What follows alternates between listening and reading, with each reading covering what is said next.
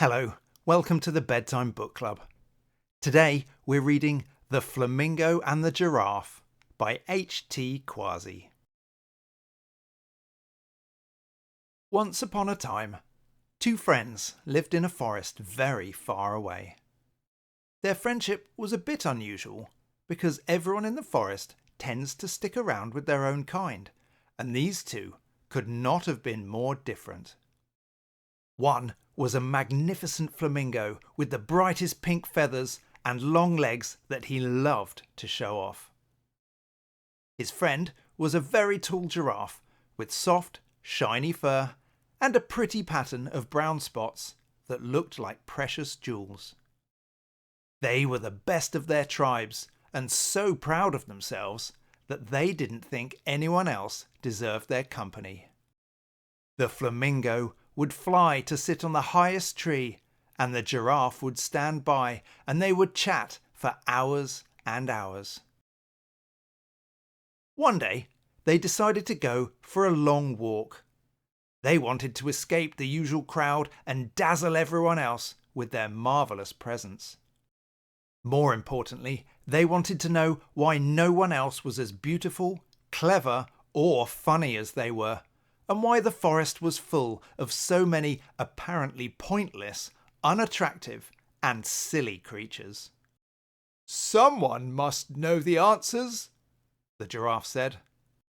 "Let's explore the farthest parts of the forest to find out," the flamingo suggested. The giraffe agreed, so the flamingo flew up to sit on the giraffe's back, and off they went. On the way, they met a sloth. They tried to ask him their important questions, but he was so slow that they gave up very quickly. "Why does he move and talk so slowly? What a waste of time!" The flamingo got frustrated. "Why are his colours so dull, and what's wrong with his eyes?" the giraffe added. The poor sloth was still trying to say something in response, but before he had time to do so, the flamingo and the giraffe were already gone. They thought their time was too precious to waste on such a dim and lazy animal. They were very curious when they met an alpaca because they had never seen one before. "Maybe this strange alien creature will know the answers," the giraffe said as he went to the alpaca. "It seems like you are very far from home," the flamingo commented. "No, this is my home," the alpaca responded, a little offended. "My forefathers moved here generations ago, and it's our home now just as much as yours." "But what's with your thick winter coat? It's not winter right now," the flamingo observed. "It seems a bit too old-fashioned to me, to be honest," the giraffe said, even though he secretly loved it. They looked at each other, turned away from the alpaca, and walked off. Then they met a tiger. "Hey, you! What are you up to?" the giraffe asked politely, mostly because he feared the tiger. The tiger sat down and rubbed his belly with his front paw.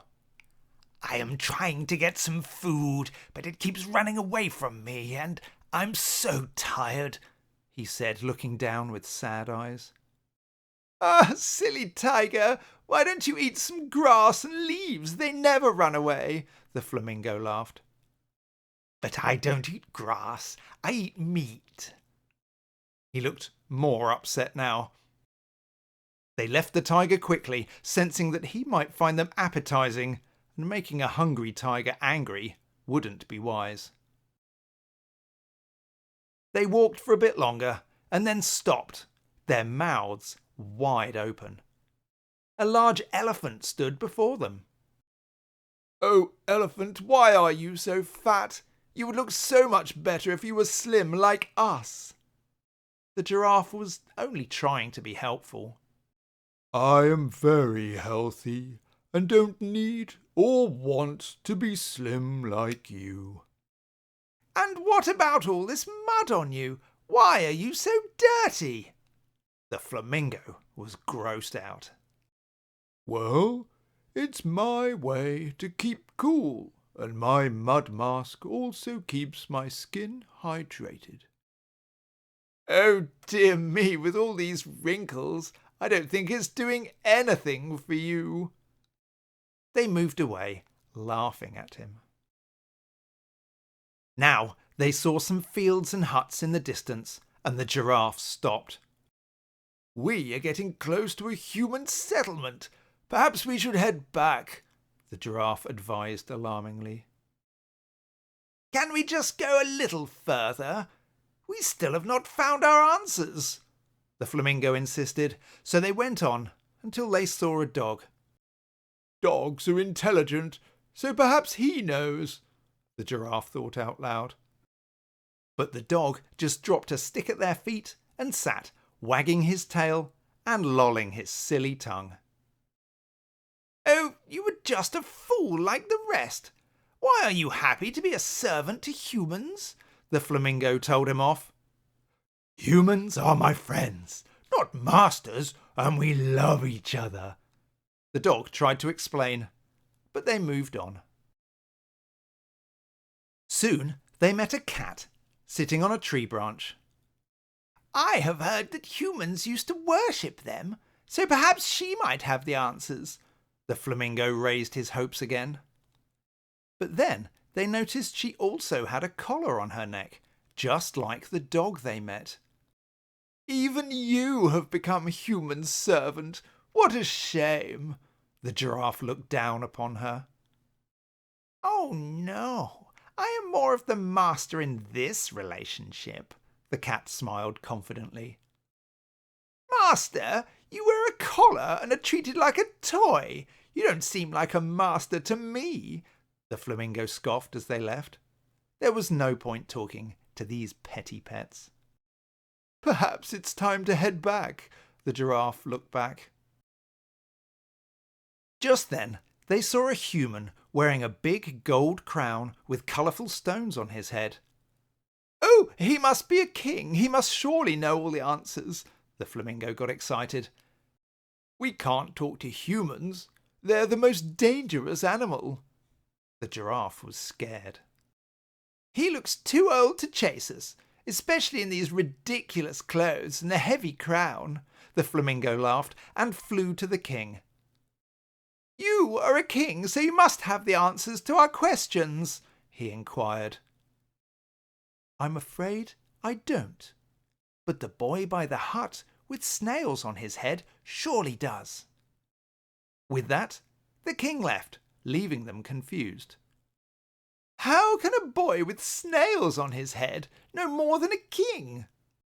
"And why does he have snails on his head?" Curious to find the answers, they decided to walk until they found the hut with the boy who sat under the tree by the pond. By now they were quite hungry, and the tree and the pond were full of delicious food. "Be my guest and eat all you want," said the boy with a kind smile. The giraffe ate leaves from the tree, while the flamingo had lotus from the pond. Once they were done with their supper, they thanked the boy for his generosity. The flamingo brought him a beautiful lotus flower from the pond as a gift, which was rather unusual for him. Even the giraffe was surprised. Perhaps the good company was already having a positive impact on him. "What brings you here?" the boy asked. "We feel like we are the best specimens from the best species. We are even better than you because we are not dangerous and are obviously better looking. We wonder what the point is of all these other silly, unattractive or lazy creatures," the flamingo said a bit rudely. The boy took a deep breath, smiled, and replied, "Let's leave our judgments and opinions aside for a bit. Beauty and power can mean different things to different people, but nothing is useless in this universe, big or small. We are all connected, and depend on each other. What truly makes us beautiful is kindness and compassion." They both looked at each other as the boy continued. "Imagine how it would feel if you were told the things you say to others." "Oh, it feels terrible," the giraffe replied after a pause as he looked down. "Yes, I am ashamed of myself for saying all those horrible things," the flamingo added. "If you could replace your judgment with love, you would find an endless treasure of joy that never runs out," the boy said with a smile. The giraffe and the flamingo's hearts suddenly felt full of happiness they had never experienced before. They thanked the boy, and as they were about to walk away, the flamingo turned. "Can I ask you a question? You are just a boy. How do you know more than a king?" The boy smiled.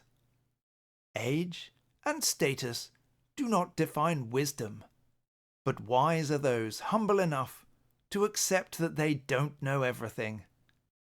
The giraffe hesitated for a bit and then asked, "Why do you have snails on your head?" The boy laughed. Maybe he was expecting a more philosophical question. "Well, they decided to make my head into their home, and I enjoy their company. Don't they look beautiful?" "Yes, you all look beautiful and very happy together," they replied with genuine smiles. The boy and the snails were happy to hear that. "I think we need to apologize to everyone we have hurt," the flamingo said as they returned. "Yes, we can't undo the harm, but we can be better in the future. It's more fun to laugh with than at others," the giraffe concluded. "Honestly, I feel so much better." The giraffe smiled. "Well, you look better too," the flamingo noticed. "So do you. Perhaps it's the kindness that makes us glow inside out," the giraffe smiled. So, the flamingo and the giraffe walked back with a new energy and their hearts full of joy that they couldn't wait to share with everyone.